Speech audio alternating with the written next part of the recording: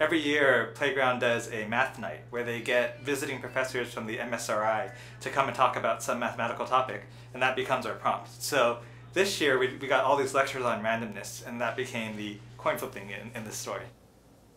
My first idea was to have a whole bunch of very different characters all making these random decisions and eventually finding that they had some commonality.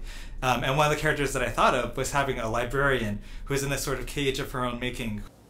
And the randomness helped her to get to where she needed to be. And as I tried to structure with all my really different characters, I found that this librarian was the one I really cared about. And once I decided on that, then the other characters who tell her story just sort of came into view naturally. The most challenging part of taking this from a stage play to a screenplay was really a question of making it very real.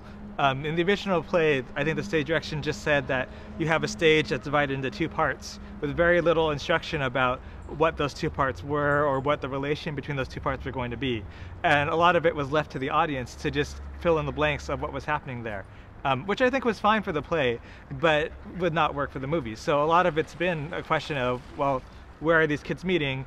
And once you do that, then that leads to 4 other questions about how did they get there, what are the surroundings. So it's been really this process of making everything a lot more concrete and realistic. Because I thought of Miss Finknagel as being this sort of school librarian, it definitely made sense to have the kids in the school be the ones that tell the story. And then one thing that's been really interesting about making this into a film is we've been thinking a lot more about this relationship and what exactly do these kids get out of this story. So it's a lot about how her own journey to finding herself is an inspiration to them to get past the things that they're struggling with.